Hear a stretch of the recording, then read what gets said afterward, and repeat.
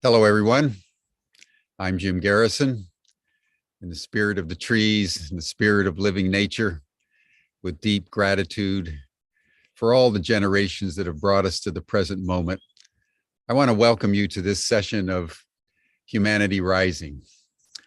As today we want to contemplate the mystical soul of Russia. Russia has been in the news, as you all know, given the conflict in Ukraine. There's a lot of demonization of Russia, a lot of enemy formation going on. As we all know, I've spoken about it a number of times here on Humanity Rising. We've had other speakers. But today we want to talk less about the politics and this geostrategic consequences of what's going on with the Russian NATO conflict in Ukraine, as we want to look at the history of Russian spirituality. 1,000 years ago, Russia and Ukraine were one.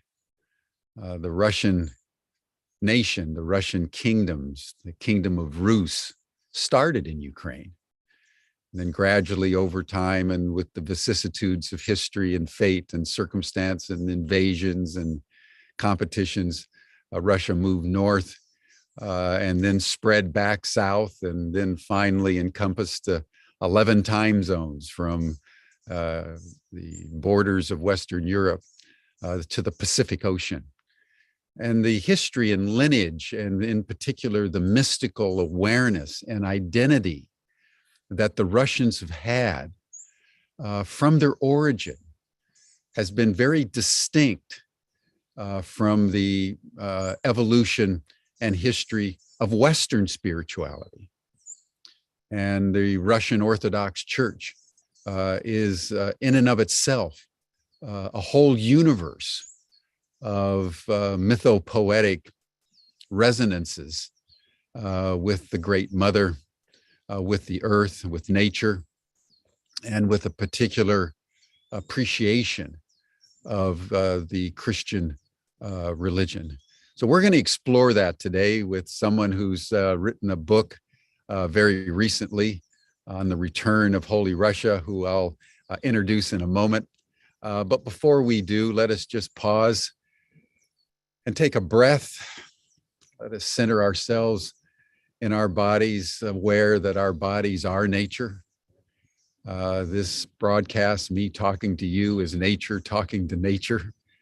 And let us just for a moment attune ourselves with our hearts. And through our hearts, let us feel one another and feel communion with all sentient beings in the larger ecological order.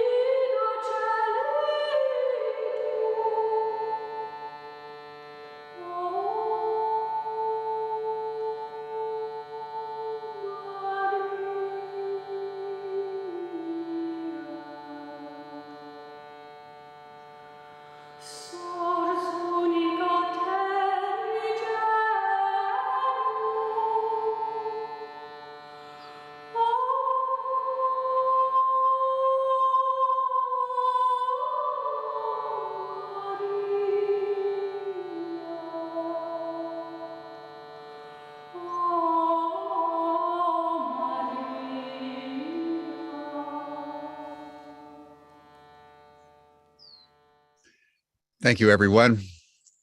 As we begin our program, I just want to note my own personal deep fascination and experience in Russia and Ukraine.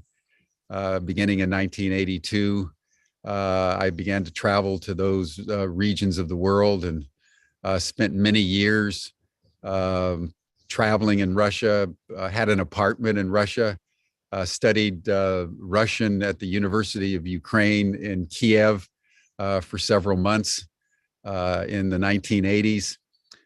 Developed a deep relationship with many Russians and Ukrainians.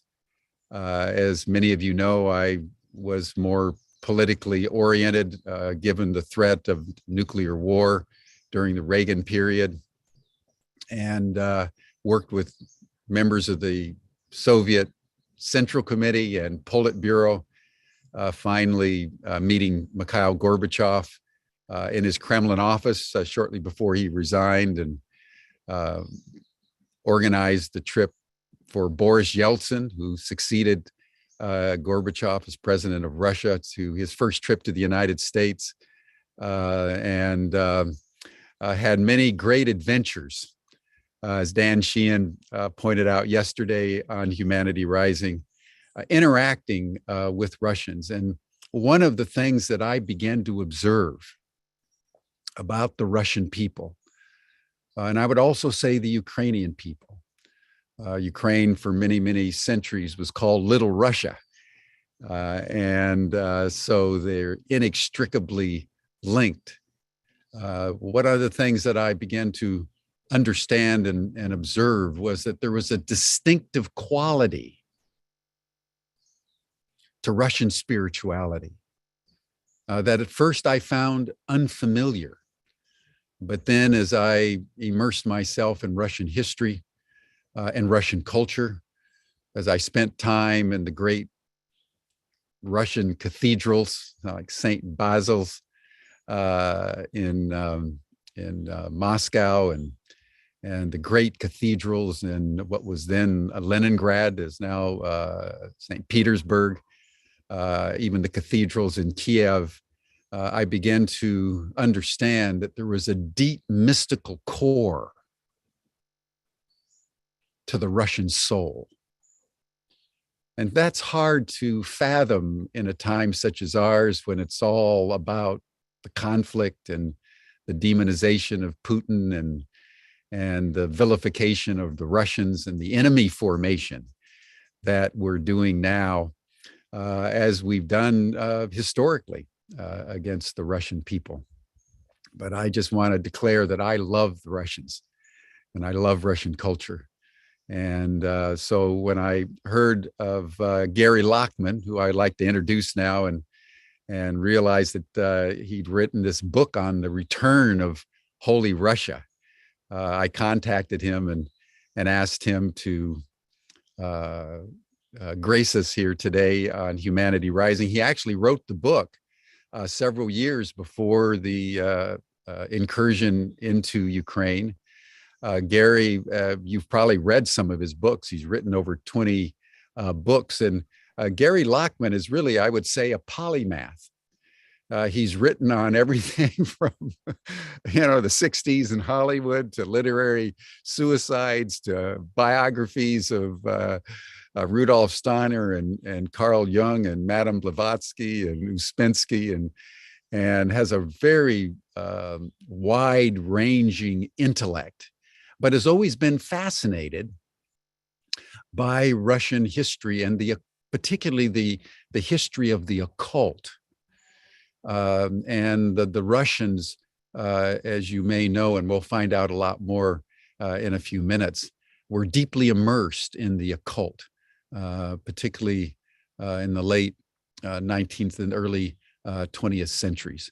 And this was a fascination to Gary because Vladimir Putin has also been interested in this particular aspect of Russian history and culture.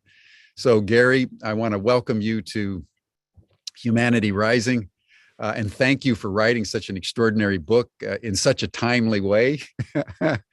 And why don't we just start by telling us a little bit more about yourself. I just hit some of the headlines, but tell us a little bit more about your origins and your fascination with writing and how you got so interested in the occult that you began to write not only about Russia, but Madame Blavatsky and Ouspensky and others.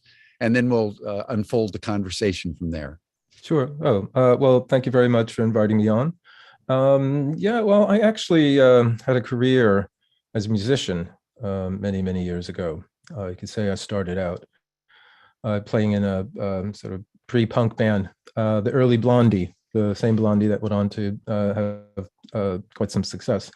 And it was while I was playing with them, this would have been 1975 in New York. I was living on the Bowery. When the Bowery really was the Bowery. If you go there now, you can't afford the cappuccinos. But yeah, we were living in a sort of illegal loft space. And the fellow who was renting us the floor we had, I was living there with Debbie Harry and Chris Stein, who's the singer and guitarist. He was very interested in the occult. He was very interested in a character called Aleister Crowley. And if you know anything about sort of modern occultism, he's a very infamous, notorious character. He's probably, the most notorious magician of the last century. And he was resurrected in the 1960s as sort of a proto-hippie because of his interest in drugs and sex and his extravagant, eccentric behavior and his philosophy of do what thou wilt, which the Beatles adopted.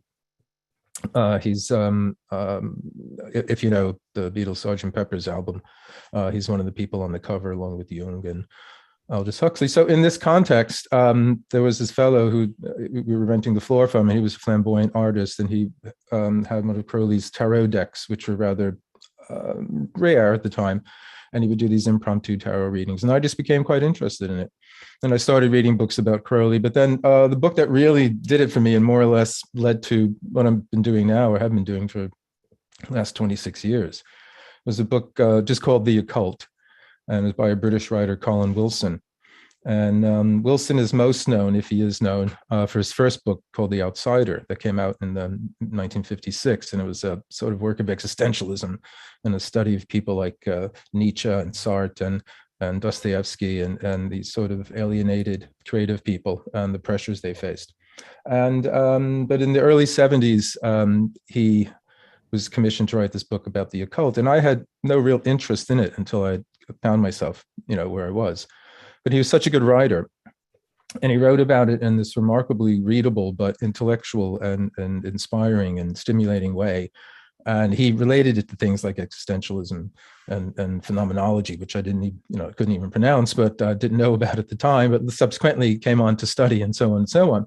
And that's how it all started. So the next couple of years, I just became increasingly interested in all this sort of thing. And what began as a, enthusiasm over the years has gradually became, I don't want to say serious because I try to make my books enjoyable and fun to read, but a real, thorough and engaging study of the history of it and how it relates to questions about human psychology and consciousness and things of that sort. And then how was your interest in Russia quickened as a particular aspect of this? Well, I mean, back then, when I was living in New York, I mentioned earlier that I've never been to Russia. I can't read Russian. The closest I ever got to Kiev was there was a coffee shop on 2nd Avenue and 6th Street in the East Village, and I used to go there. You're kidding? You read a whole book? I know. No. I mean, I used to go there at 2:00 in the morning with a copy of Dostoevsky, paperback in my pocket, have a bowl of borscht and a hunk of challah bread. And I was Stavrogin or Raskolnikov or whatever. And I say this in the book. So, I mean, it's purely literary, purely, through books. I mean, I'd love to go to Russia. I mean, not necessarily right now. But St. Petersburg, I've always wanted to go to. But I mean, through reading, through actually reading Wilson's work, because he wrote a lot about Dostoevsky and Tolstoy and Russian writers that people don't know that much, Andreev, Andrei Biely, and others who I write about in the book. He introduced me, in that sense, to reading his books to those.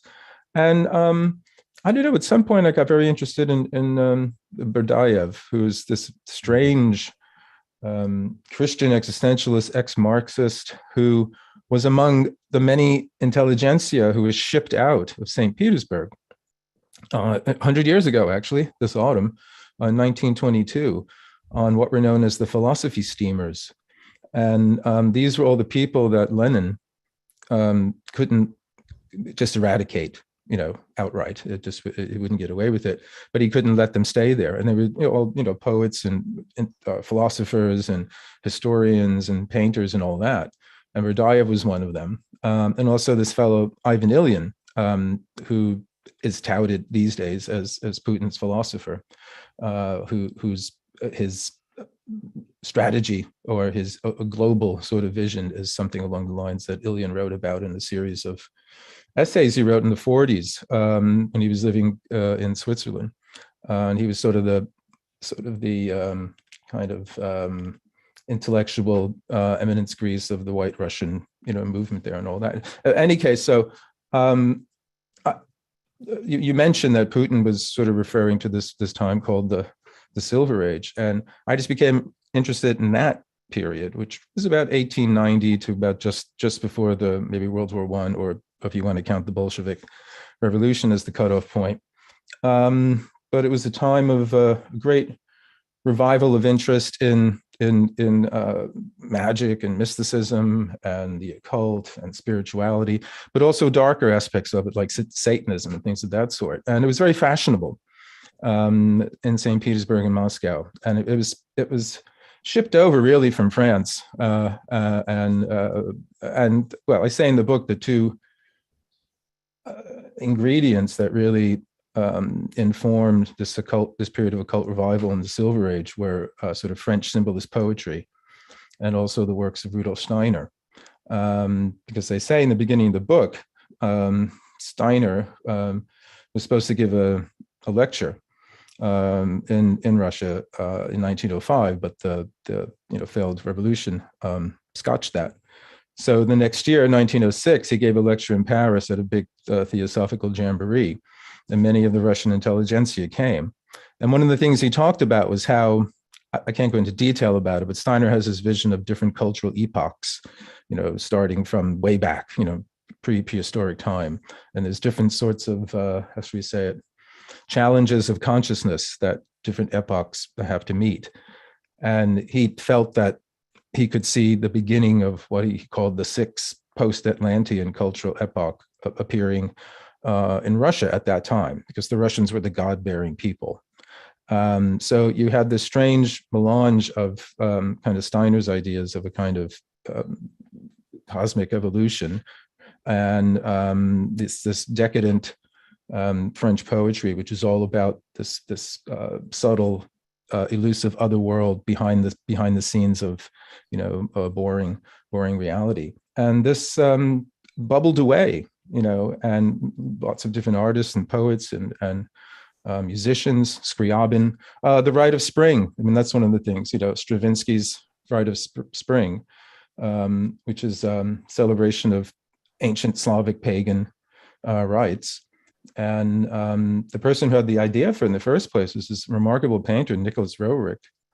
If his work, I mean, yes. He's most known for these paintings of the Himalayas and Tibet and that sort of thing. But he started out as painting a lot of actual, archaeological sites, and then these pagan backdrops. And he's the one who had the idea for the ballet and did the backdrops and all of that. So, I mean, that's known as the sort of, the big bang of modern music, but it's a revival of ancient pagan ideas. And that's one of the things that usually categorizes these outbursts of a cult revival. It's like a melange of a kind of sense of the most up-to-date, the modern, but it's also really rooted in the past.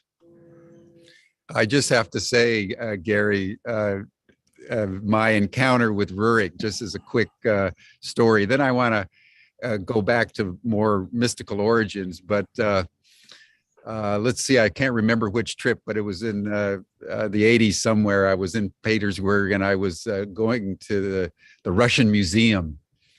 And I was just kind of going along, and all of a sudden I saw this painting that I found completely arresting, and I just couldn't stop looking at it. And the woman that was sort of a guard there noted that I was fascinated by this painting, and she came over and said, "Did you know about Nicholas Roerich?" And I said, "No." She says, "Well, it's one of my favorite paintings too." And she took me around, and there was, I think, 4 other Roerichs in the Russian Museum. And I became absolutely obsessed with Roerich. And just as to make a long story very short, one of the things I did was I got in contact finally in the Gorbachev years with his grandson. And we organized in Moscow the first conference on Nicholas Roerich. And, you know, the communist system was still in place, and there was much consternation in the dissident community as to whether they should show up, and was this a ruse by Gorbachev and the regime that to get them to come out to a Roerich event, and then they were all going to be arrested. And it was just this extraordinary thing. But I just wanted to acknowledge, and in my house, actually, my grandmother, who was a very gifted artist, knew of my love of Roerich and painted. I got the coffee table book on Roerich, and she painted several of his paintings to the exact size and almost exact replicas, but in oil, original oil, that I have in the house where I live in California. So you're speaking about Roerich is so animating to me, because I would encourage all of you to look up Nicholas Roerich, Roerichch.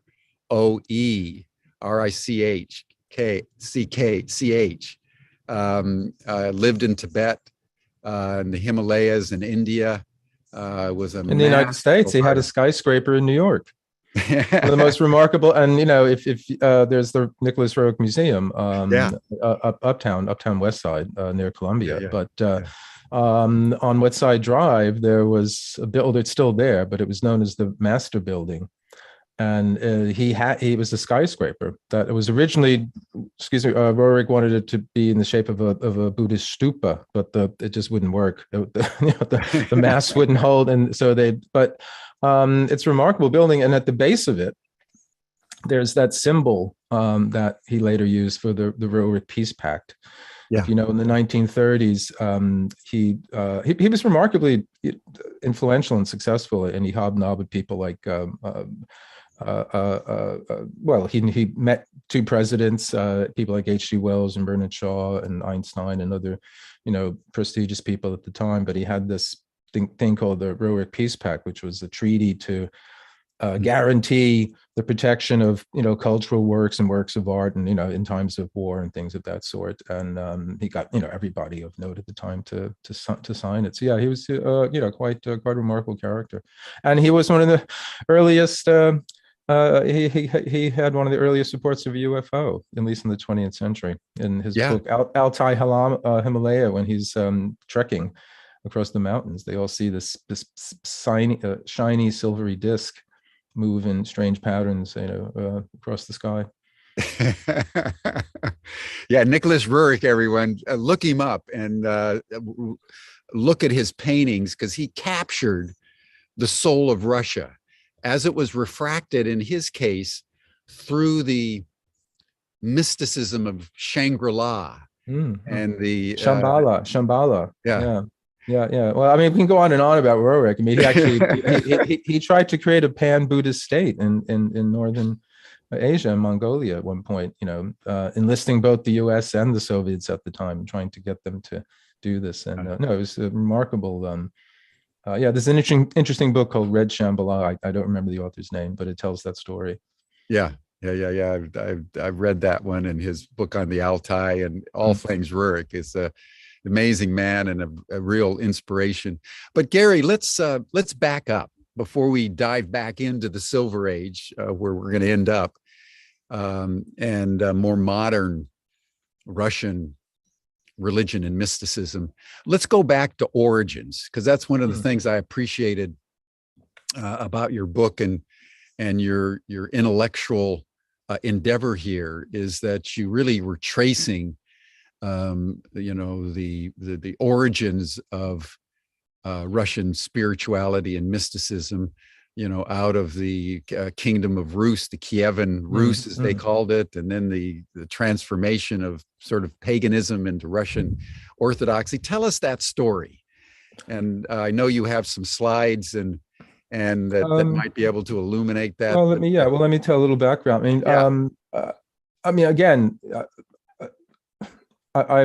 It was sort of a fluke that I came to write the book, and it was connected to something else, and I'll get onto that. But one of the things that's certainly going on is, I would say, now in Ukraine, and one reason among others that Putin wants it back is that that's where Russia started.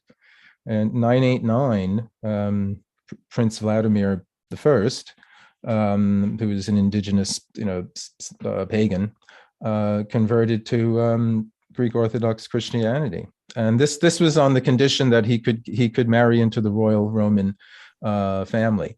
When this was agreed to, but then when I forget which emperor it was at the time, Basil, I think the second or third, was dragging his heels, then Vladimir said, well, look, if it doesn't happen soon, I'm going to sack Kherson, or I'm going to sack Constantinople. So they wound up doing it. But Kherson was where he was converted, he was baptized.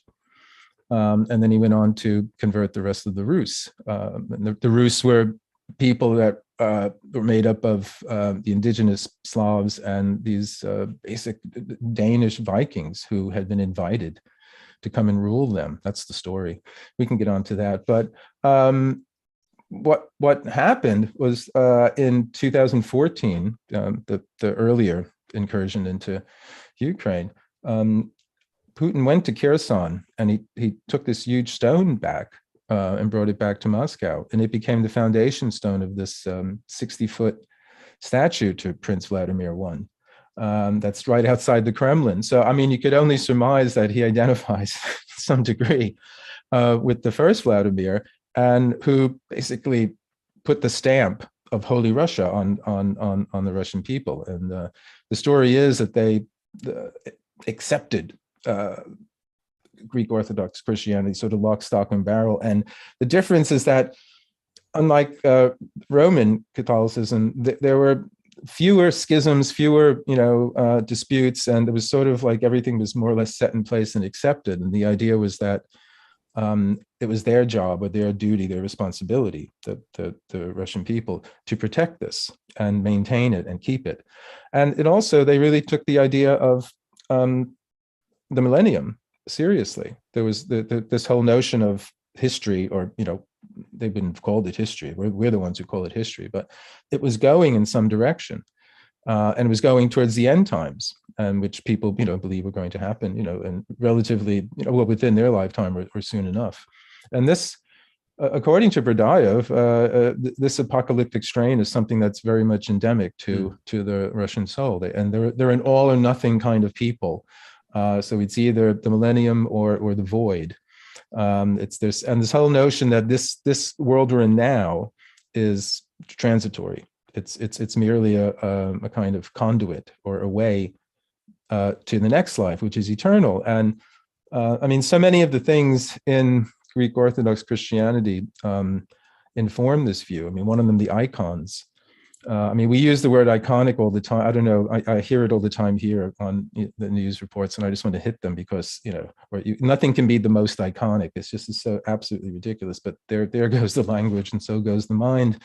But icons were these, beautiful, transformative, glisteningly bright paintings that, for the Russian people, suggested what the transformed life was going to be like. And so it's a very visceral kind of religion, a very visceral kind of spirituality. It's transcendent, but that transcendence can be achieved here, or not achieved, but experienced here. And this all informed this whole kind of, you say the Russian soul, there's something in this all of nothing, and somehow the ability to take on great suffering for this, somehow the long-suffering people. In the book, I sort of jokingly say, the Russians and the Jews are probably neck and neck for like who has suffered the most, who has had the most kind of burden, and it seemed to be their national pastime to some degree. And I mean, if you know any of the accounts in the 19th century of the serfs and all of that, and this was the big question: how can this be endurable? How can we, allow this to happen? What are we going to do about the serfs? And that was a religious, spiritual question, but it also obviously became a political one as well. Yeah, and I think there's another aspect to the very peculiar, specific identity of Russia, and that is that they didn't go through what I think you would call the three foundational events of Western European civilization. The Reformation and the Renaissance and the Enlightenment. These were so foundational to Western spirituality. Just think of the Reformation, for example. I mean, it completely reformed and split Catholic Western Christianity. The Russians never went through that. And they also didn't participate in the Renaissance as such. Mm-hmm. So they didn't go through that remembering back to the Greco-Roman and then the Enlightenment, so that one of the reasons historically was that, the rivers in Russia, go north and south. There's very little natural river waterways between east and west. And so the Russians have grown up, even though they're the same landmass, separate from what happened in Western Europe. And then if you add the Mongol invasion, in the 13th century, that lasted for 200 years, you get sort of that spiritual, political, cultural matrix that produced a particular uniqueness in the Russian soul. No. I mean, no, you're absolutely right. I mean, they didn't go through that, and that's one. What do you want to say? The different times, I guess, starting with Peter the Great, the notion that yes, we can catch up to our European cousins. If we only try to modernize, and he did his best, and others did as well. And places like Novgorod, one of the earliest settlements, they always seem to be slightly leaning more towards, the West, or at least what we would consider liberal. This was one of the reasons why Ivan the Terrible did them in at one point. I guess the thing, as you say about the Mongols, I think the thing about Russia and what was being said by people like Rudolf Steiner, people like Hermann Hesse, Oswald Spengler, and others in the early 20th century, was that they were this meeting place between the two, the West and the East, and out of that, and because of that, something new could emerge. This was the hope, that they would be able to somehow blend the two. Although Hesse did talk about Russian man, and the whole idea that Russian man is not Western. Russian man is the strange combination of opposites, and it's a contradictory character that would the West would just find crazy. And this is today. This is why Russian science is different than it's not mine, but Western science. If you know anything about the cosmist school, that goes back to the early 20th century, and begins with this remarkable character, Nikolai Fedorov, who was known as the Socrates of Moscow. And he was this sage who lived more or less in the Rumyantsev library in the museum. But people like Dostoevsky, people like Tolstoy, and others used to sit at his feet. And he had, we can say he had one big idea, like Isaiah Berlin says, the hedgehog and the fox. The fox knows many things. The hedgehog knows one big thing. And Fedorov's one big thing was that the one thing that would bring everyone together, all of humanity together, was what he called the common task, and that would be reviving the dead. Now, this immediately tells us this is very, very strange. Okay. And he didn't mean only, the dead that happened to be in the hospitals then. That would be the start. He didn't know how it would happen, but he somehow knew that it must happen. This would dawn on us, humanity, and we would realize this is something that need to be done. But we would have to revive the ancient dead as well. And he even believed that the dust of our, prehistoric, the very first ancestors, Adam and Eve, had somehow, I don't know how it managed to get off the planet, it somehow escaped gravity, but it was out in space. And we would have to go collect that. And this idea actually led to the Russian space program, because one of the people who sat at his feet was a fellow named Kurt Tsiolkovsky, who was another eccentric, brilliant prodigy as a child. And he actually worked out the rocket science.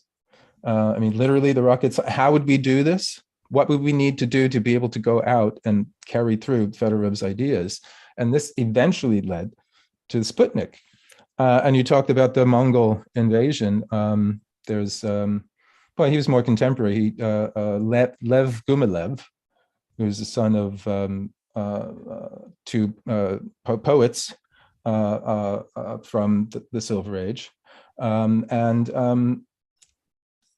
And he also spent many time in the Gulag, but he became a kind of ethnologist and historian, and he became fascinated with the people of the steppes, the Mongol hordes. And he thought that all the Russian history said this was some horrible period, and like the Jewish, being in Babylon or whatever, or in Egypt. And he said, no, this was something that informed our soul. We are like this. We are Tartars. We are Mongols, and we should celebrate this. And he developed a whole different, kind of history that we're not Western at all. He's one of these people who talks about this notion of Eurasia, this new it's not a new country, it's a whole new civilization that's rising up in Russia now across the mother of all continents, the great landmass on the planet. And you talked about there being no east-west kind of waterways, but there were the pilgrimages, and this whole notion that there's this endless, and again, that also sort of leads to this notion of history somehow heading towards something, because there are these straight lines, or whatever you took, and you could just go endlessly. And also, we know that that's how Russia expanded, because it was all the monks going out and wanting to get away from the cities and setting up little places where they could meditate, and then a couple more join them, and that becomes the settlement, and they moved out. So in a way, Russia was colonized or occupied through religious kind of pressure, rather than actually conquering any of the peoples around there, or things of that sort. So but it's even I forget exactly when it was, but there was some meeting between Angela Merkel and Putin, and one of the things she said afterward was like, "What planet is he from?" That she couldn't understand sort of the mindset was so, maybe he's playing with her or whatever, but the mindset was so different then. And I think this is something that a lot of people in the West don't get, that there is something very, very different and strange. And I'm not saying this to demonize or idealize or romanticize, but it is this notion of looking at things in a rather different sort of way that more times than not we don't get. Yeah. No, and I think that's a very important point that you're making, and that we should all internalize, that the Western civilization, Western European civilization, is very unique and specific. And I think one of the aspects of the West that is in contradistinction to the Russian is this emphasis on the individual. and a very, very peculiar notion of human rights. It's very specific to the United States and Western Europe. It's not shared very far beyond these borders. And that's an important other point that I'd like to get your comment on is basically Tolstoy, that very deeply embedded in the Russian psyche and soul is this notion of community, is this notion of the collective, and that it is in the collective soul that the individual soul finds both rest and differentiation. Tolstoy obviously brought that to the most beautiful literary expression, particularly in his later works. But speak to us just a little bit, Gary, about that aspect of Russian cultural identity. Well, I mean, one of the people who makes that point and who I write about in the book is, again, this German philosopher of history, Oswald Spengler, who had a big hit, again, about 100 years ago, called The Decline of the West. The West has been declining the whole century, so I tend to think of it as the recline of the West rather than the decline, because they're certainly taking their time about it, if it is what's happening. But Spengler had this organic view of history. So rather than, say, the rational, sort of strictly chronological view, so it starts there and it goes like that, it's a straight line, time moves in that direction, and different civilizations or whatever arrive on it, come and go. He says, no, each civilization is a complete world of its own. And it's organic. So it's born, it reaches, a certain level of maturity, it starts to, go downhill, then it dies. And from his perspective, the West was on its way out. But I said, and I mentioned him before, and I was saying people like Steiner and Hesse and others talking about something new coming out of Russia. He too felt that the Russian soul was about to give, birth to something new. And one of the things he talked about that differentiates between the West and Russia was that the West thinks of me, and the Russia thinks of we, in that sense. And he gave example of the Gothic church spire. It's this dramatic, yes, almost like a rocket, like shooting up, out and pointing up to the God in the sky. But so for Russia, it's the endless steps. It's the wide, and open arms, and you can embrace, and also, it's the dome. It's a kind of, and that, if you go back, your history, when Princess Olga, who makes the trip to Constantinople before her grandson Vladimir converts, she converts herself. She goes there to get baptized again, but also to check out, relations between Kievan Rus, which is the golden age of Russia, the sort of Arthurian equivalent of the Arthurian age in Russia. And this is period from, I guess, the first founding of the first settlements, late 700s, 800s, up until, like you say, when the Mongols invade and destroy Kiev. They destroy the Golden Gate and all that. But Kiev became beautiful because they tried to copy Constantinople, because when Olga went there, yes, she went to Hagia Sophia, and she was completely blown away by the beauty inside the dome. It was a cathedral then. It's a mosque now. It's been different transformations, but the candles, the incense, the chanting, the glitter, the icons just said, if this is what the world to come is like, then yes, it was beauty. And this is something that runs through Dostoevsky. Beauty will save the world, is what Prince Mishkin says in The Idiot. I would say, yeah, Tolstoy eventually, he's more, he even says in War and Peace, the Napoleon, these great men are nothing. They're just, corks, thrown up by the great waves of the people. But Dostoevsky was, much more focused on the individual. And what should I do with my freedom? Yeah. Do I have freedom? All the great arc of his novels, from Nutsum Underground to Brothers Karamazov, all deal in different ways, in increasing degrees, with this whole question of freedom. And we in the West take the freedom for granted, but critics can say we don't know what to do with it. except buy more things or whatever, or complain that everything isn't exactly the way we want it to be, and find somebody to blame for that.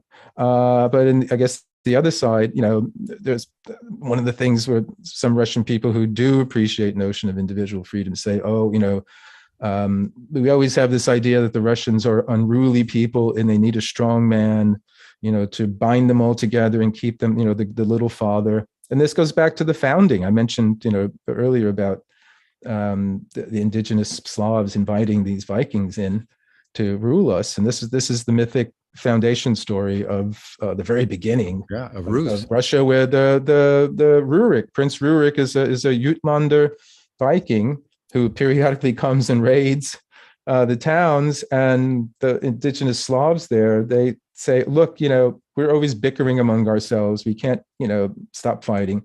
Instead of coming invading us every couple seasons, why don't you just stay here, rule us, protect us, we'll take care of you, it'll be really good, and you can fend off the other Vikings when they come, and you can, keep us all together. And he knew that was a good deal. And so you have this strong man, and this is up to Putin. It's the same kind of thing. Oh, we tried to introduce Western ideas, didn't we, in the 90s? And what happened? It led to chaos and gangster politics. And now, I've pulled the country together, and now we're even regaining the near abroad. So, again, it's a dialectic. It's a real dialectic. I think it's one of the things in Russian history. It's a dialectic between those who do feel some sense of connection to more Western ideas and those who say no. The Slavophiles, in the 19th century were, people of that sort, like no, we're separate. We can't have anything to do with the West. And so again, there's these cracks and fissures that open up wider at different times. At least that's what I came to understand through writing the book. After a very long night of deep conversation, a Russian friend of mine in Moscow said to me something that I found very arresting, and I'd love to just have your comment, Gary. He said, if I had to distinguish between Americans and Russians, or the Western Europeans and Russians, I would say that you are psychologically sophisticated, but spiritually immature. We Russians are psychologically immature, but spiritually deep. And I found that worth pondering. And I'm wondering what your sense of that differentiation would be. Well, I think you're right. I think there's some, you could even say, and this is a vast generalization, it's sort of left brain, right brain. I kind of allude to that at the end of the book, where I say the early hope of 100 years ago for Russia to be the birthplace of some kind of union of these two different sides. Because the one thing that when it finally appeared in the 19th century, Russian philosophy. I mean, you had moral thinkers before then, and social critics, but as a kind of philosophy in the sense of what the West would put in philosophy, and rather in those camps. And this is Vladimir Soloviev. He writes a critique of Western philosophy, saying that basically what you're saying, like your intellect is unparalleled, but you've lost touch with the actual reality of things. Exactly. And we have an instinctive sense of that in some way. It can't be communicated in this clear syllogistic way that the rational mind likes, the left brain likes, but it can be felt, it can be experienced. And many of the different thinkers, sages, Sergei Florensky, who was a priest, but also an electrician and a scientist. Sadly, he was one of the people exterminated by Stalin. Sergei Bolkakov, who developed something he called Sophionic ecology and economy, a way in which you could, an environmental approach, we would say, that took into account the actual living nature of the earth, of an embodiment of Sophia, the feminine manifestation of the divine, and a variety of other things that in many ways sound like pre-echoes of much of contemporary alternative thought and mind, body, spirit, and Gaia kind of philosophy. So they were onto something then, and it all got scotched, as they say here, by Lenin when he basically wanted to eradicate any interior world. That was his mission, really, to get because what we need is a blank, empty space in the mind upon which we can impress the ideas of the revolution, and then we will arrive at the just society or whatever. But you had this. It is remarkable because it was this incredible flowering of spirituality and a depth, a sense of the real importance of moral issues too. This was something that when people read Tolstoy and the people read Dostoevsky in the West, they were knocked out by it because the power. Flaubert is an artist without doubt, but there isn't the moral kind of power in it. He's detached and cold and making a perfect image of Madame Bovary, but there isn't, and he's actually a bit nasty in places, you can tell he's like, eh. But Tolstoy feels something for Anna Karenina. And these are, and so this was, I even say in the book that, I forget who it was, it may have been Robert Louis Stevenson, who said he couldn't finish reading Dostoevsky because it was too overpowering for him. It was revealing too much of the depths of the inner world that the West had forgotten about, or at least had given over only to the poets. Well, thank you, Gary. And within this context, let's dive into the Silver Age. Okay. Because that was an extraordinary epitomization and flowering of everything that came before. And yet out of it, it went supernova, and then it was crushed. It's a very extraordinary moment in Russian history. So, just sit back and tell us about. Let me see if I can. Should I bring in some of these slides? Maybe? Yeah, please do. And so let me bring that in. And just because I'm not going to show them consecutively, I'm just going to pop onto some here. But this will give you. Okay, so we've been talking about this book, The Return of Holy Russia. The publisher added the subtitle Apocalyptic History, Mystical Awakening, and Struggle for the Soul of the World. But that gives you an idea what's going on. This is Prince Rurik. This was the Jutlander Viking, or at least a rendition of him, what they thought he looked like, who was asked to come in and rule the unruly Slavs there. And he has a few generations, but after a few generations, the Danish, the Viking sort of blood is kind of completely assimilated into the Slavic. And here's the most recent Tsar, Vladimir Putin. And as I say, the reason I wound up writing the book, or one reason I wound up writing the book, is here is. I think it was in 2005 or something like that. I can't remember exactly when. There was a meeting of I'm forgetting what it's called now. The political party, Russia United, and one of the things Putin did at this meeting was to give a reading list to his regional governors. And when I read about this, I thought it was, it was fascinating to me because I mentioned that some of the people that he suggested as regional governors to read, I mean, it wasn't Turgenev or Gogol. I mean, we know Putin comes across as bookish and, probably he may very well be. But one of the people he suggested they read is fellow Nicholas Badayev, who I mentioned a few times and who I've read. And I said, I've only read these things in English translations, but also Vladimir Soloviev. And these are not page turners. These are difficult philosophical works. There are also works that come from this period that Jim just mentioned, the Silver Age. And they were also works that, how should we say it, predated, the Bolshevik or Marxist philosophy. And how should we say, they argued for, in general, for spiritual values to be taken as seriously in political considerations as, say, material ones, economic ones, social ones, and things of that sort. And whatever you want to make of that, it certainly creates the impression that Putin is taking these ideas seriously. Whether he is or not, I don't know. I don't know enough about him. I've read books about him, and there's all different opinions you can have. But he seemed to be taking these ideas seriously, at least in the sense of wanting to present Russia as linked to this period, the Silver Age. And I have up here Magic, Mysticism, and Madness, because it was very holy, but it was also quite wild at times and very, very extravagant, and what we would call transgressive in many ways. But I have up here 1890 to 1914. And I think this is, I don't know if this is Moscow or St. Petersburg. It looks straight line, so I'm thinking maybe it's St. Petersburg from that time.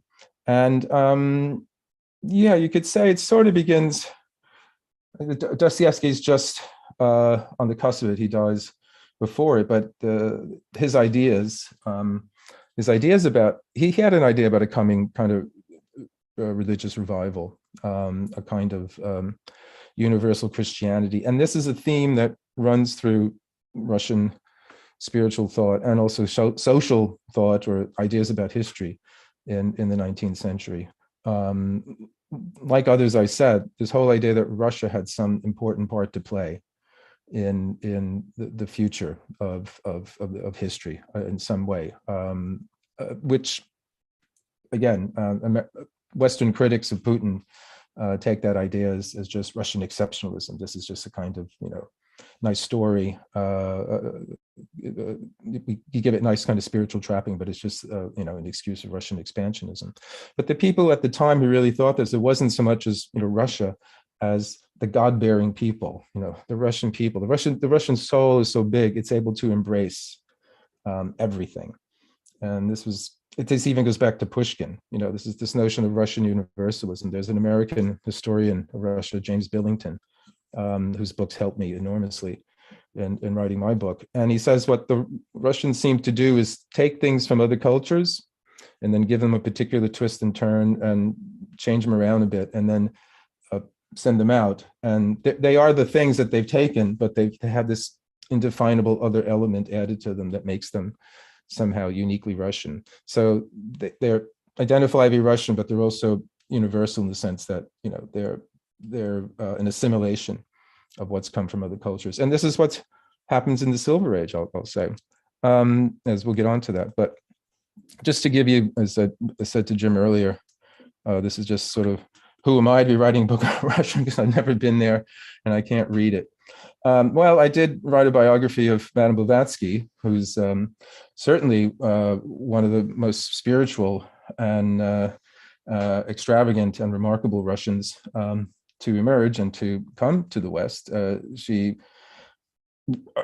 identifiable history begins in 1873 when she arrives in New York as an immigrant from Europe in steamer class or whatever, and 2 years later she founds the Theosophical Society, which was the most successful occult or mystical society of the 19th century, giving birth to many, many, many figures, not only in that world, but also in the arts.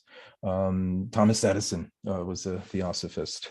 Theosophy means the wisdom of the gods, but it was generally a kind of grab bag, a variety of different magical, mystical, Gnostic, mythical, also paranormal sort of studies. And eventually she turned her sort of sights on India and wound up going there. And Jim had mentioned Ouspensky. He's certainly a product of the Silver Age. He was in Moscow and St. Petersburg at that time. He was known as a lecturer on a variety of different sort of occult and mystical topics.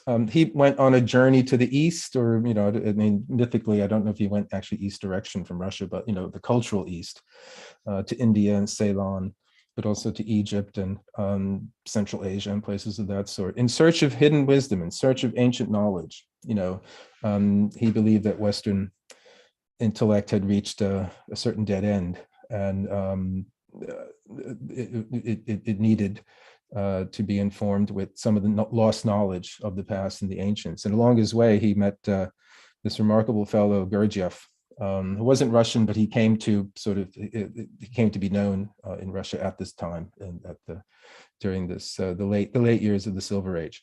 And Gurdjieff developed very remarkable system of psychological development known as the work, and many people were involved in it. I mean, one of the people, if you know the director Peter Brook, who passed away recently, he did a film in the late 70s based on Gurdjieff's book Meetings with Remarkable Men, about his own journeys in Central Asia in search of hidden wisdom.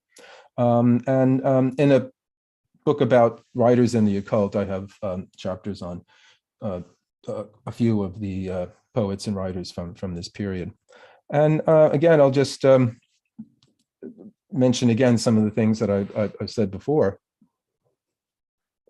It's this notion of Russian man and woman. I have women in there because Madame Blavatsky, in many ways, was the prime exemplar of this psychological character of Russian man. Was this enormously contradictory character, or someone who wasn't held in bounds by notions of Western logic or things of that sort. And in a book, some essays about Dostoevsky called The Glimpse into Chaos, he talks about Dostoevsky presenting this figure of Russian man, and he explores it in depth in the different novels. And it's a threat to the West because it isn't logical, it's not moral, it's the antinomian. It's a character that's able to embrace opposites in a very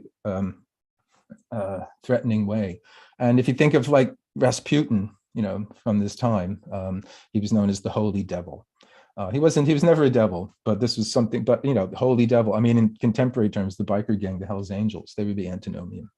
You know, devil, angel, poet, criminal, you know, madman, genius, all of these opposites come together in this strange character called Russian man that Hesse said offered promise of rebirth for the West, but also could be the end of the West.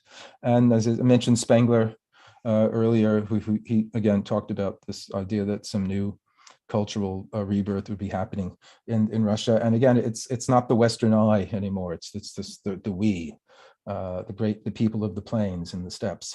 This is a fellow named Walter Schubart. He's not that well known, but he too wrote a book called, you know, Russia and the West.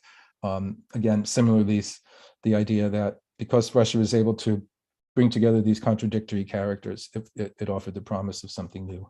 And on the more eccentric fringe, the sort of neo-theosophist Alice Bailey said the same thing in some of her books, and others too. Edgar Casey, I don't have a picture of him up here as well.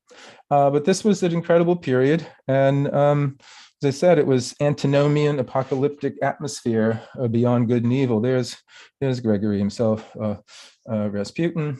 He wasn't as bad as he was put up to be, and but he was one of these remarkable, how should we say it, not saintly, but holy, I was saying, some way, kind of figures. One of the things that the Russians have been able to produce are these characters who convince by their own kind of spiritual gravitas. They have a certain kind of inner spiritual power. So, I mean, Rasputin was not far different from the Staretsky, who were these wandering priests. And they didn't occupy any particular important position in the church hierarchy, but just through their own individual sort of spiritual energy and power, they were able to impress. And they went from town to town and, you know, talked to people and spread the word and all that. But amidst this, I mean, Rasputin probably is the one who is the combination of these two. I mentioned my keenness for Russian literature, and one of the authors I came to know about was Mikhail Atsubashiv, who's not well known, but he wrote a novel in the early 20th century called Sanin, and it's about this kind of pagan Nietzschean, earth-loving, you know, world-loving, sensuous character who is just kind of immediate and spontaneous and direct. And it's a remarkable kind of affirmative kind of novel, but it is very sensuous and hedonist and all that sort of thing. And Rasputin was a character who combined the two. He was very, you know, very much a true believer in the faith. He seemed to have healing powers and all that, but he did like his wine, he did like women, he did like dance, he did like having a good time. And in the Russian soul, those two things are not necessarily antithetical, whereas in the West, we would consider it somehow, no, they don't go together. And here's just a woodcut of the notion of the apocalypse. And again, I mentioned earlier, there's something apocalyptic and throughout Russian history, in the sense there's an expectation of great upheavals, and they happen over different times. I mean, I often say that Russia has history in the way that England has weather. It's not that it has a history, it has history. It has all the stuff that goes into all the dramatic, events of history, assassinations and migrations and wars and schisms and things of that sort. So let me see where I am here. I'm rambling on here, but I mentioned the cosmos. Well, here, the thing about Soloviev, here's the book of his that I mentioned, The Crisis of Western Philosophy. He experienced several visitations by Sophia. I mentioned Sophia earlier. This is the feminine emanation of the divine. And he had a visitation by her at different times, when he was a young boy, then another time when he was on the train somewhere, another time when he was here in London studying at the British Museum, reading books on ancient wisdom, Gnosticism, Hermeticism, things of that sort. And she told him to go to Cairo. And so he did, and he didn't know what to do after that. And he went out into the desert, and he was actually kidnapped by Bedouins, and eventually they let him go. And then he had another kind of experience of her there. And he's one of these remarkable sage, like saintly characters. He gave away all this money. He never owned anything. He didn't have a permanent residence. He was always, living with other people, couch surfing, we would say. He was always sort of frail, not necessarily healthy. He died relatively young, but he was a visionary, but he also combined a very logical mind, and he also had a sense of humor. I mean, if you ever get a chance, you wouldn't think this, but some of his books, some of his essays, he does have, if you read enough philosophy, you can tell when someone's actually telling a joke within it. But one of the things that he believed in, again, this notion of Russian universality, that he thought he could effect an actual reunion of the Western and Eastern Church. And he lobbied for that, the Tsar, and he met with the Pope and things of that sort, but it never came about. And at one point he thought he would have to somehow make it happen. But eventually he came to believe it would have been an inner transformation. And the Russian people were the ones within whom this could begin. So it was this kind of spiritual expansion, not an actual physical, kind of imperialism. And he, again, this notion of the apocalypse, this notion of the end of history. History ends in the sense that we can say it stops, or history's end in the sense its aim, its goal, what it is moving towards. And he's talking about he died in 1900, so he's writing this in the very late 19th century. And this is actually a painting of this fellow Fedorov I mentioned earlier, and I'll get on to him next, and Soloviev and Tolstoy at the Rumyantsev Library, where they're all talking about these deep issues about the end of history and progress and all of that. And he had some very striking things to say about what might be ahead for us. And just to give you an idea, again, saying how Russian science, to speak in this kind of generalization, is very different than Western science. It grows in many ways out of this notion of cosmism. And I said this was the common cosmic task, the resurrection of the dead. And again, here's Fedorov again, and the philosophy of the common task. And you talk about universalism, you talk about community. It was the individual doesn't really exist in this kind of ultra kind of communism in its way, and our individual desires and our own aspirations are negligible in the face of the responsibility we have for this kind of notion of the common task, and this was to revive the dead. I mean, and there's remarkable what, who was influenced by this, and Fedorov's own ideas of what would grow out of it. Here's the fellow Tsiolkovsky that I mentioned, Konstantin Tsiolkovsky, who as a young boy listened to Fedorov in the library and actually figured out the rocket science, how we would get out to space in order to collect the ancestral dust that we would have to revive. And not only for that reason, we'd also have to find inhabitable planets, because the Earth couldn't hold all of the dead if they were revived. We need to find other planets that we could send them to. So it's all very strange, but these days, many of these ideas are revived, oddly enough, in the form of transhumanism, which is a whole school about humanity leaving its flesh and blood behind, transcending death, downloading our intelligences into computers, sending them out into space and all that. So there's nothing as new as the old, but a great many of the ideas that Fedorov was talking about and Tsiolkovsky worked out the math for are back today. And you can go to any of these transhumanist sites and you can find them. I mean, there's another way in which people wanted to transcend, but internally. And these were the God seekers. This is Dmitry Merskovsky and Nadia Hippias. There were a couple. And they were very well-known and visible spiritual movers and shakers in the Silver Age. Mirskovsky, nobody reads him anymore. He wrote quite a few books. He wrote a book about Jesus. He wrote a book about Da Vinci. He wrote a series of novels. He wrote about Atlantis and things of that sort. But they were they were part of the more, let's say, febrile, feverish, very visible, very out in the open expressions of the spirituality of the time. And I just don't want to go through all of this, but I mean,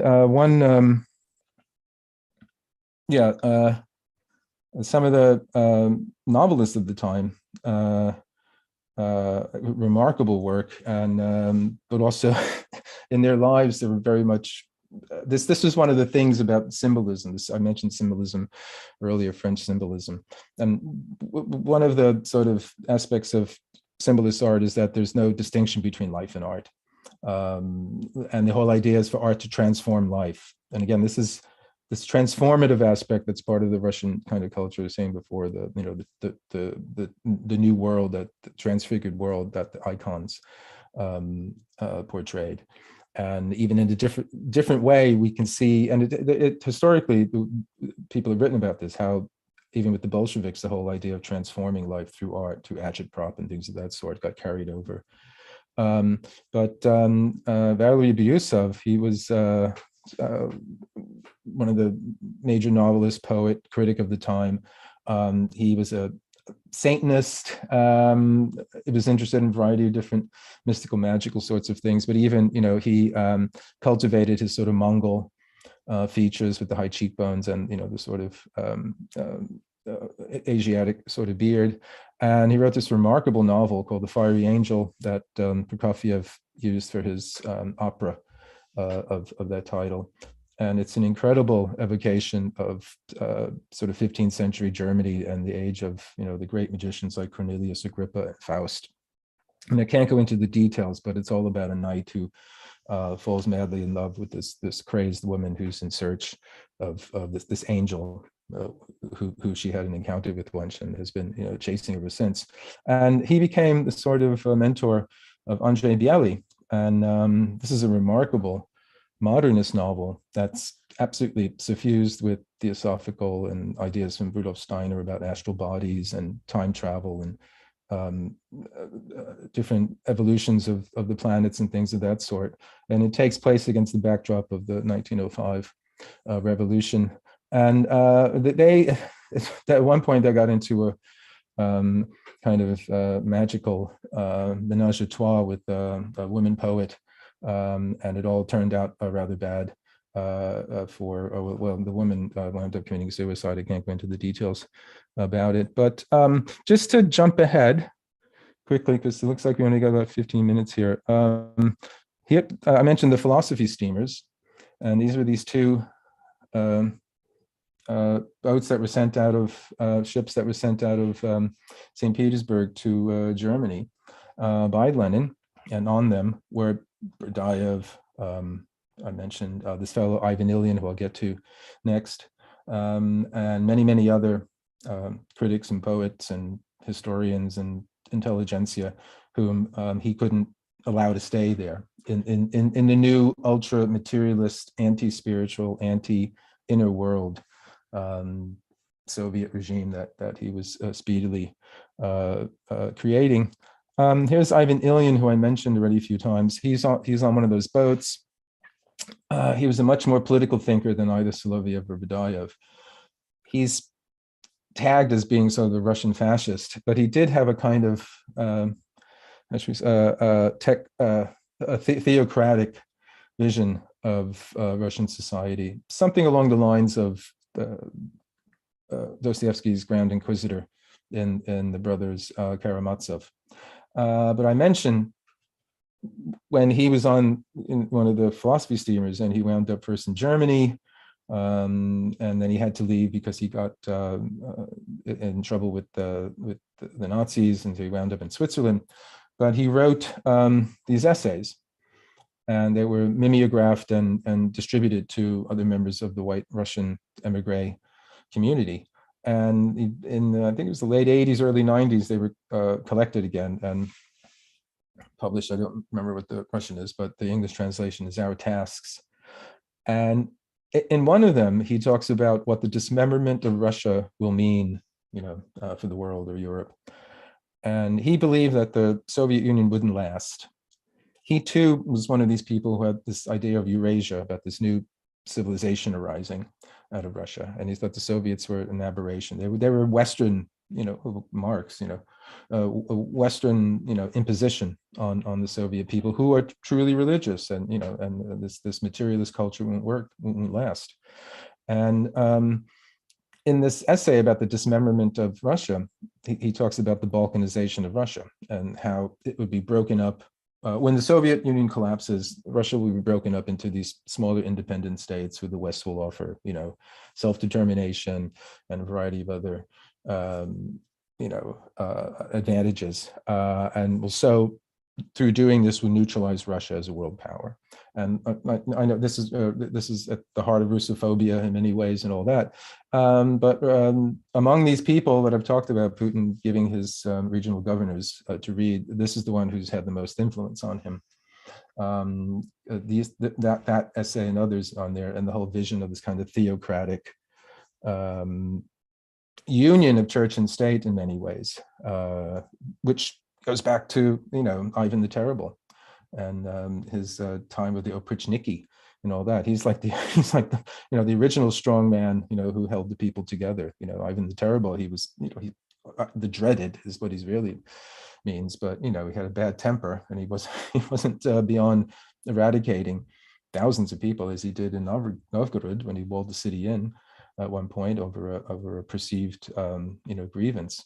But when he left, and he said, "I've had it, I don't want to do this anymore," the people went after him and begged him to return. So, is there something in the Russian soul that needs and wants this kind of strong man? Well, Vladimir today does think so. But just in the end, let me just mention again an earlier book that I did, and I had material left over about Russia, and it's a book about Trump and the sort of weird occult politics around him. And this is a contemporary, he's around today, a fellow named Alexander Dugin, he has to have one of the most strange trajectories in modern politics, because he started out in the 1980s as an anti-Soviet punk, and he was arrested for singing anti-Soviet songs at a party. And now he lectures on geopolitics for the Kremlin chief of staff or something along those lines. And again, he's someone who promotes this idea of Eurasia, of this new continent, this new civilization emerging. And he talks about the Eurasian civilization from Vladivostok to Dublin. So he's rather ambitious. And the fellow over here is, this is an Italian esoteric thinker, the 20th century, Julius Evola. And he had very far right leanings. He ingratiated himself with Mussolini and also with the National Socialists. But he's here because Dugin is a great reader of him, as were, or are, if they still exist, the other members of the alt-right. If you remember the alt-right a few years ago, they were very newsworthy, but we don't know of them much anymore. But he was one of their intellectual, big guns, Evola, because he too has a great hatred of the West in the same way that Dugin does. I mean, Dugin, if you've seen any of his interviews and read any of his books and things, he talks about the American empire must be destroyed. And one of the ideas behind the Eurasian sort of meme, and also what's going on, I would say, in Ukraine now, is this notion that throughout history, there's been one war, one kind of battle that's taken place in different places and had different participants. But what is fundamentally behind it, archetypally behind it, we might say, is the conflict between what Dugin calls the Atlanticists, which are the mercantile maritime nations, the trading nations, the merchants, and Eurasia, the mother of all continents, the great landmass. And this is the difference between mobile, moving, changing, the flux, and the stable, the true, the real, the immovable, the immutable. And Evola had a similar idea, but Dugin has updated it to as it is now, where we've come. So the face-off is no longer between communism and capitalism. It's the face-off between the globalists, the maritime globalist merchant people who want to turn the entire world into a mall, a shopping mall, and the traditionalist people of Eurasia. Eurasia is the last bastion of traditionalism. Traditionalism is an actual name of a school of esotericism. It's a kind of fundamental esotericism. But we also know that Putin talks about traditional values, meaning, family values, church values, traditional sex values, traditional gender roles, and all this sort of stuff that, according to Dugin, the West is just jettisoned in favor of this hyper-liberal, anything goes, you can have anything you want kind of world. And so what's happening now, I would say, or maybe I would say that maybe Dugin is hoping this is what's happening now, because he really takes seriously the idea there's going to be some final smackdown and then the new age is going to come out of that, is that this face-off between the Atlanticists and the Eurasianists is maybe it's starting in Ukraine, because who's helping Ukrainians? Well, it's NATO, and that's the North Atlantic Treaty Organization. So I'll just leave it at that, and we can spend a few minutes maybe anything else we want to talk about. Thank you, Gary. What a masterful command you have of that silver age in Russian history. And as I mentioned, and would just love your quick comment, it was as if all the mythopoetic strands came together and then exploded, and in came the Soviet period, remarkably similarly to what happened in China with the October Revolution in 1949. Where 5,000 years of Chinese history with all the richness and texture, but also the decadence. You have Soloviev with his unbelievable mythic notions of love and Sophia, and then Grigory Rasputin, infecting the house of the Tsar, and the collapse of the Romanov dynasty, and it all coming together as one. It was one of the most remarkable periods in modern history, I would say. That transition between that Silver Age and the Soviet period. No, absolutely, and I think one of the things that Putin has been doing, and rightly so, he's been gesturing to that in order to Yeah. deal with the identity problem, basically, that Exactly. Russia has had since the collapse of the Soviet Union. And so he's looking to earlier times. And I mean, what presaged or predated, at least in the earlier 19th century, the Silver Age, was this notion of Russia as being Holy Russia. Alexander I defeated Napoleon with a little help from the Russian winter. But by doing that, he kept the monarchies in Europe safe and all of that. And he led the Holy Alliance. And he had, we all know Rasputin because there's, the movies about him and Christopher Lee and, all this kind of stuff. But many of the czars had spiritual advisors.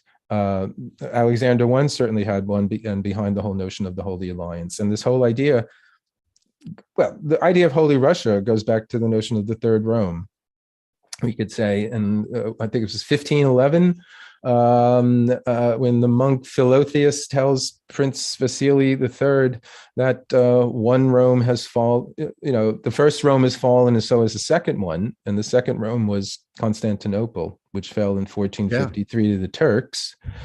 And there's the third Rome, there won't be anyone past that. And the third Rome was Moscow. And all during Kievan Rus, all during the pre-Mongol invasion, Moscow was this backwater that nobody cared about, was nothing. And it was only after the Mongol period that when Kiev was destroyed, it was decimated. That whole part was just, there's no more. That was it. That's why it's this golden age, the lost kingdom, as it's been called. But Moscow gradually emerged, the power shifted north, and Moscow gradually emerged as the power center there. And it took on the mantle of being, Holy Russia. It was the last bastion of the true faith and all of that sort of thing. So, in different ways, Putin's doing that too. We know he has strong connection to the church. He's revived and rebuilt monasteries. He took a pilgrimage to Mount Athos in Greece, where, the Hesychast tradition of the Russian monks and the monasteries emerge. And again, I just mentioned that briefly, but it was through that, through the expansion of the different monasteries that Russia was. It wasn't the wilderness of the desert; it was the wilderness of the tundra and the steppes and the forests and all that. But it went out and conquered that in that way. Yeah. So I mean, all of those things are come together, and it's understandable. Who are we? We're not Marxists anymore.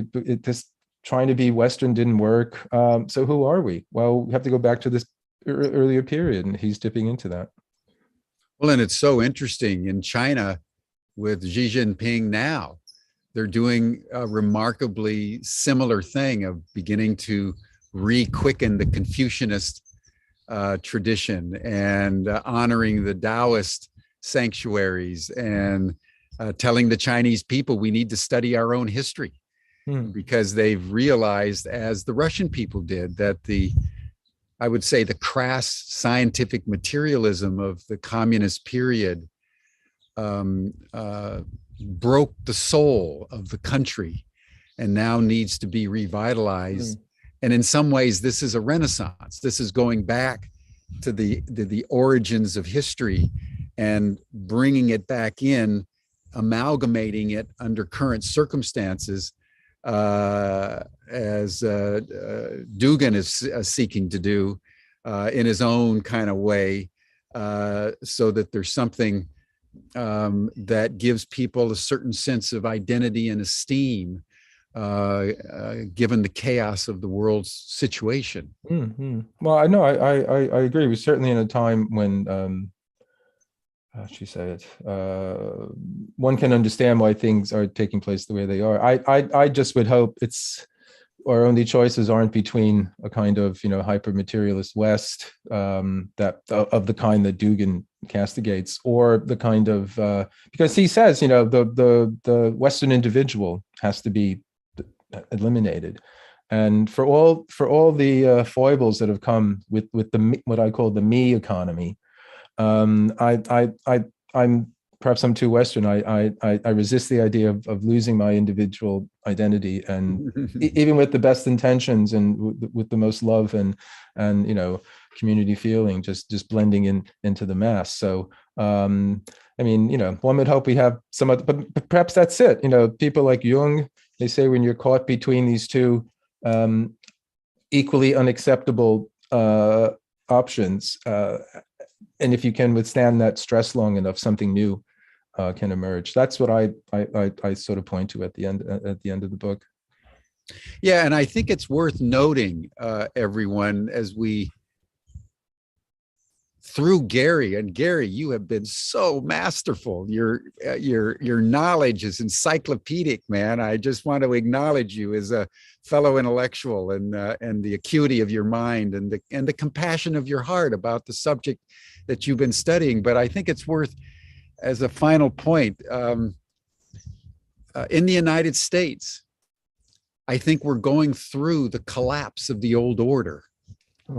And as we go through the collapse of the old order, everyone, we can feel what it's like, with Russia or with China or with other countries that experience the collapse of a tradition that gave them their origin, and the confusion of mind that begins to take place when there's no more grounding in who you really are. Yeah. Are we conservative? Are we liberal? I mean, who are we now?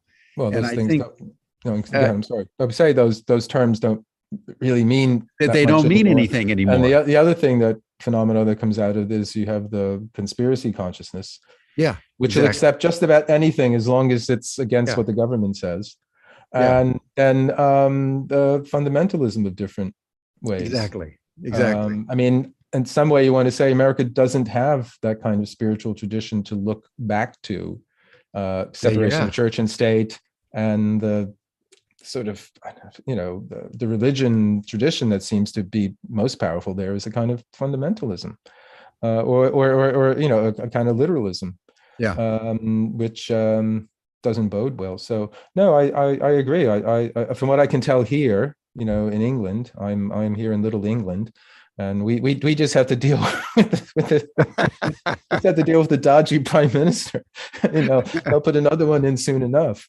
But when I just see what's happening in America these days, I feel sad all the time. So So we should be sympathetic or empathetic, everyone, to what's going on in Russia as it seeks to regain its connection to soul, or in China, or in Africa after the colonial period. The world is going through a foment, a tumult, as people are engaging in all kinds of behavior and pursuits to seek some grounding in reality that will give them confidence that they can move forward with some kind of solidity. And the ground seems to be being almost ripped away from our feet. And within this context, I think deep sympathy, particularly with people that we consider enemies, is a virtue, it seems to me, at this time. All of us have ground for humility. So just, Gary, just a quick final statement, anything you want to share in relationship to the present moment, or from Russian history, what would be a final comment that you would want to make? Well, if history tells us anything, it's full of surprises. I'll say. So don't hand in your ticket yet. So yeah, that's an important point. In the end, history is open-ended. And all the prognostications of gloom. Well, that's the thing. I mean, I myself, I tend to feel it's what we make of it. I tend to resist that there are super historical forces like pushing us in some direction. Though at the same time, there is certainly, well, this is what I would say. 20th century historian Arnold Toynbee, he had what I called a Goldilocks theory of history. And it amounts to this. He says in his vast, enormous work, simply called A Study of History, he came to think that what happens in civilizations, at a certain point, they reach what he calls the time of troubles. And that phrase itself comes from Russian history. That's the period following Boris Godunov's death before the Romanovs came in, when there was a very quick change of hands, like of who was in power, like one after the other kind of thing, sort of going back to the period in Roman history when the emperors were just, getting assassinated every other week.